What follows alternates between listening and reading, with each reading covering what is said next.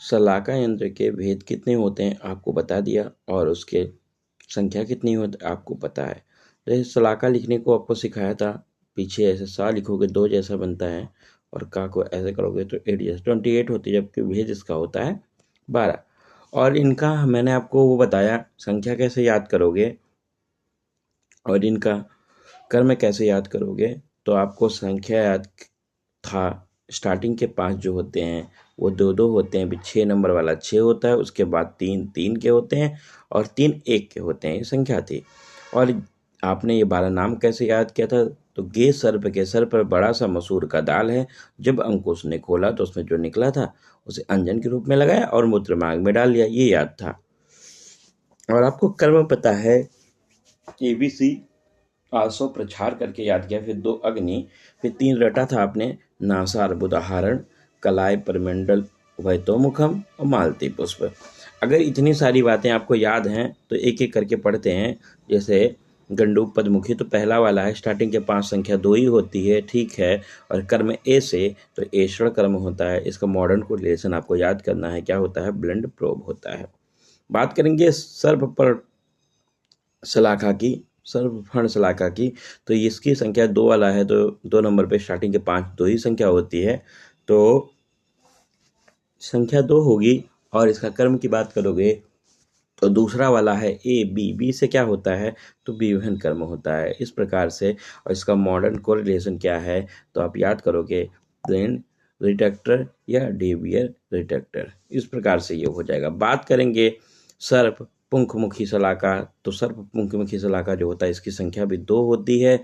और इसकी बात अगर करोगे कि इसका कर्म क्या होता है, तो इस 3 नंबर पे है, तो 3 से क्या होगा, ABC, तो सी से चालन कर्म आपको देखने को मिलेगा, ठीक है।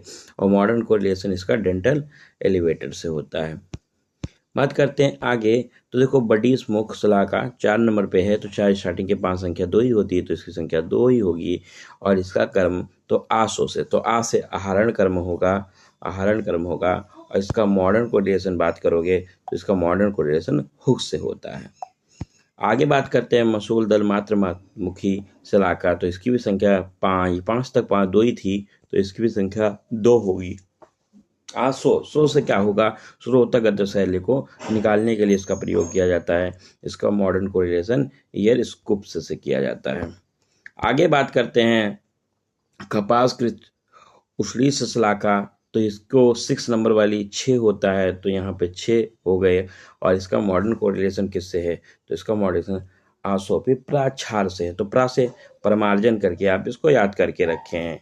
इसके ऊपर बात करते हैं तो देखिए आपको मिलेगा इसका मॉडर्न कोरिलेशन क्या होता है, तो इसका मॉडर्न कोरिलेशन जो होता है उसका मॉडर्न कोरिलेशन आप याद करेंगे, यहाँ पे कॉटन बर्ड्स से किया गया है। इसके बाद बात करते हैं द्रव्य आकृति, तो द्रव्य आकृति आपको पता है स्टार्टिंग के यहाँ से जो 7 होता है, 7 से 10 तक क्या जाता है, तो संख्या 3-3 होती है, तो इसकी संख्या कितनी होगी, 3। और आपको पता है, आपने याद किया है प्राक्षार, तो क्षार से यहाँ पे इसका कर्म क्षार देखने को मिलेगा, क्षार कर्म करने के लिए इसका प्रयोग किया जाता है।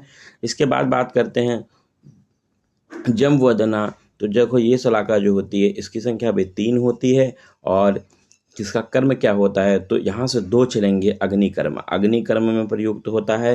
और मॉडर्न कोरिलेशन कॉटरी राड से होता है। इसके बाद वाला भी जो है वो भी जैसे अंकुश वदना, तो नाम से भी दोनों सेम है और इनका काम भी सेम है, तो इसकी भी संख्या 3 ही होती है। और ये कर्म क्या करता है, तो ये भी अग्नि कर्म करता है। और इसका मॉडर्न कोरिलेशन बात करोगे तो ये कॉटरी राड से किया गया है। इसके बाद बात करते हैं तो देखो आता है आपका कोलस्थी दलमात्र मुखी शलाका, तो देखो ये इसकी संख्या जो होती है यहाँ से आपको एक एक करके याद करनी है, तो सबकी संख्या क्या होती है, 1 होती है। और काम आपने याद किया था नासा अर्बुद आहरण के लिए, तो ये नासा अर्बुद आहरण के लिए प्रयोग किया जाएगा। नेजल कॉटरी रॉड से इसका मॉडर्न कोरिलेशन है। आगे बात करते हैं अंजन शलाका की, तो अंजनार शलाका वाले में आपके यहाँ कहता है एक ही होता है। और कैसे होता है, तो कलाय परिमंडल उभयतोमुखम, श्लोक में आप देखोगे तो आपको मिल जाएगा, ठीक है। इसके बाद बात करते हैं तो देखो आता है मूत्र मार्ग विशोधनार्थ शलाका, तो ये जो होती है इसकी संख्या भी एक ही होती है और इसका कर्म जो होता है आपने याद किया था मालती पुष्प, तो मालती पुष्प चमेली के समान गोलाकार होता है, ठीक है, मूत्र मार्ग शोधन के लिए होता है, तो ये आपने इतना ध्यान रखा था। इसका मॉडर्न कोरिलेशन यूरेथ्रल साउंड से होता है। आचार वाग्भट वाला जो है ज़्यादा कुछ पढ़ना नहीं है, ये इंपॉर्टेंट नहीं था, वैसे भी ये भी डिटेल में नहीं पढ़ना है तो उसको छोड़ देते हैं। अब बात करते हैं उपयंत्र की, तो जैसे यंत्र होता है, यंत्र के ऊपर क्या होता है उपयंत्र, तो यंत्र ना होकर भी ये क्या करता है उपयंत्र, यंत्र ना होकर भी यंत्र के समान कार्य करने वाला होता है, ठीक है, ये उपयंत्र होता है। और इसके बारे में डिटेल देखते हैं, तो जहाँ पर संभव हो कि शैल चिकित्सक को यंत्रों से ही शैल चिकित्सा में प्रयोग करना चाहिए, मतलब जहाँ तक संभव हो शैल चिकित्सक को यंत्रों का ही उपयोग करना चाहिए, परंतु कभी कभी यंत्र का अभाव हो जाता है अथवा चिकित्सक को ऐसे स्थान पर शैल क्रिया करनी पड़ती है जहाँ सभी यंत्र उपलब्ध नहीं हो सकते हैं, तो वहाँ उपयंत्रों का प्रयोग करना चाहिए, जैसे कि दुर्घटना स्थल हुआ, युद्ध स्थल हुआ। अगर बात करते हैं उपयंत्र की संख्या, तो आपको आचार्य सुश्रुता अनुसार याद है कितनी होती है, 25 होती है, बट आचार्य वाग्भट की कितनी है आप ध्यान रखोगे, 19 होती है। देखो इसमें एग्जाम्पल जैसे कि रज्जु हुआ, ठीक है, ये रज्जु रोप रस्सी, ठीक है, ये तो कोई सांप वाम काट लेता है तो उसके दंश स्थान पे अरिष्ट बंधन करने के लिए यूज़ की जाती है, ठीक है, आप रीड करोगे आपको सारी चीज़ें इसमें समझ में आएंगी, इंपॉर्टेंट नहीं है इसलिए मैं ज़्यादा फोर्स नहीं कर रहा हूँ। वेड़िका हुई तो ये भी गूथी हुई रस्सी होती है, ठीक है, ये दृढ़ बंधन करने के लिए उपयोग में की जाती है। पट्ट हुआ तो पट्ट क्या, वर्ण पर कोई पट्टी उट्टी बंधन बंधन बांधने के लिए प्रयोग किया जाता है, ठीक है। चर्म हुआ तो इस चर्म द्वारा भी बंधन द्रव्य होता है, ठीक है, चमड़ा बांध सकते हैं। अंतावल्कल की बात करो तो ये हुआ, मतलब पेड़ों की छाल का प्रयोग करते कोई भंगन स्थल पे बांधने के लिए, ठीक है। इस प्रकार से सारी चीज़ें आप पढ़ोगे तो समझ में आएंगी कि लता हुई, लता का भी उपयोग बंधन के लिए किया जाता है। वस्त्र हुआ तो वस्त्र का भी प्रयोग बंधन के लिए किया जाता है, तो मैक्सिमम आप ध्यान रखेंगे।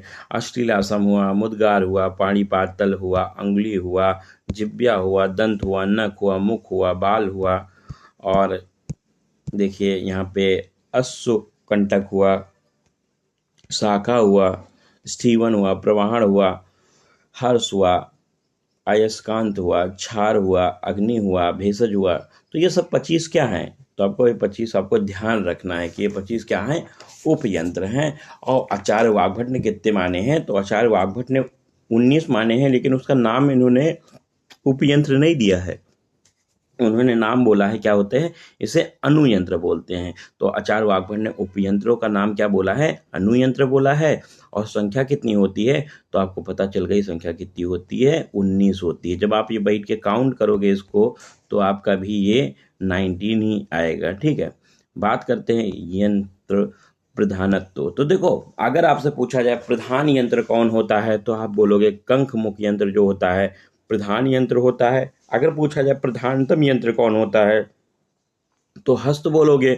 और प्रशस्त यंत्र कौन होता है, तो 18 अंगुल बोलोगे, 18 अंगुल वाला यंत्र प्रशस्त यंत्र होता है। 8-10 अंगुलम प्रशस्तम, और हस्त में वो प्रधानतम यंत्राणाम, और प्रधान यंत्र कंख मुख होता है, ठीक है। तो देखो यहाँ पे शैल निहरण के लिए जो कंख मुख होता है, ये सभी यंत्रों में क्या होता है, प्रधान होता है, क्योंकि ये यंत्र का प्रयोग प्रवेश और निष्कासन की सुगमता से होती है, और ये शल्य को पकड़कर शीघ्रता से बाहर निकाल देता है।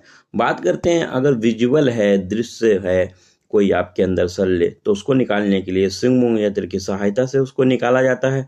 जबकि मांस आदि धातु में गहराई में वो स्थित है, गूढ़ है, तो उसमें कंक मुख यंत्र की सहायता से उसको निकाला जाता है। अब इसके बाद हम लोग बात करेंगे शस्त्र की। देखो शस्त्र क्या होता है, तो इस निरुक्ति आप इसकी श्लोका फॉर्म में याद कर लेंगे कि शस्त्र की, कि शस्त्रम ही शरीरकम हिंसाकरम इति। चक्रपाणि ने बोला है कि जिसके कारण शरीर की हिंसा की जाए या शरीर को कष्ट पीड़ा दी जाए उसे शस्त्र कहते हैं। और शस्त्र कैसा होना चाहिए, धार युक्त उपकरण होता है। और आचार्य सुश्रुत ने इसकी संख्या बताई है 20, जबकि आचार्य वाग्भट ने बताई है 26। तो ये आपको संख्या अचार जो 20 26 है ये आपको ध्यान रखना है, और चार सुश्रुता अनुसार जो 20 होते हैं ये इम्पॉर्टेंट है, तो इनके नाम याद करने की कोशिश करनी है। तो इनके नाम याद करना एक मेरे पास ट्रिक है, उस ट्रिक को जब अप्लाई करोगे आप तो याद कर पाओगे। वो ट्रिक है, देखो, BAMS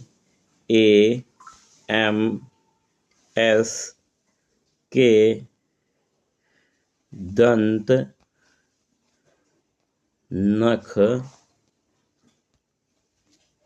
ठीक है, ये दंत है भाई, गलत लिख जा रहा है, रुको एक सेकेंड।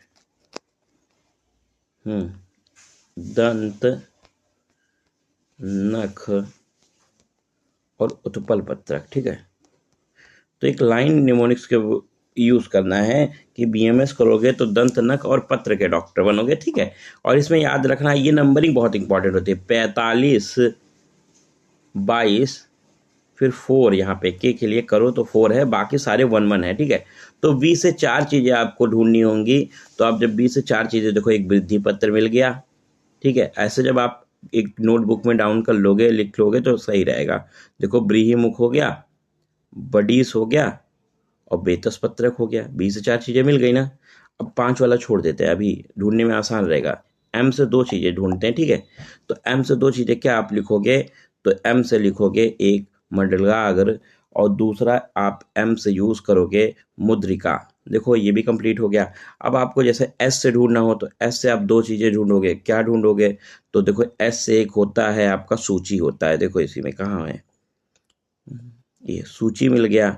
और एक S से आपका होता है सरारी मुख, सरारी मुख ये मिल गया, ठीक है। अब देखो, ये भी हम लोगों ने खत्म किया। अब इसके बाद हम लोग बात करते हैं के से जैसे 4 चीजें लिखनी हो तो कैसे लिखोगे। एक कुशपत्र लिख दोगे, एक कुठारिका लिख दोगे, ठीक है, कुशपत्र कुठारिका, करपत्र लिख दोगे, और एक कुर्चक लिखोगे। तो ध्यान रखो, कुर्चक से त्रिकुर्चक, इस प्रकार से ये हो जाता है। फिर दंत आप ले लो, एक होता है, ठीक है, दंत, तो दंत एक हो गया, ठीक है। नख एक होता है, नख वाला ले लो, ठीक है। उत्पल पत्रक एक होता है तो उत्पल पत्रक वाला ले लो। ये बाकी जो बच गए वो सारे ए वाले हैं। ए से कितने होते हैं, 5 होते हैं, देख लो। अर्धधार 1, देखो, अंतर्मुख 2, आरा 3, आटी मुख 4, आटी मुख 4, ए से 4 होते नहीं, 5 होते हैं, एक और ढूंढना, ए से एसड़ी। इस प्रकार से ये कंप्लीट हो जाता है। तो इस कोड से आप एक नोटबुक में डाउनलोड करोगे और लिख लिख के प्रैक्टिस करोगे, फिर आपको भी आ जाएगा, ठीक है। आचार्य वाग्भट ने 6 और शस्त्र इसके अतिरिक्त बताए हैं, तो आपको ध्यान नहीं रखना है।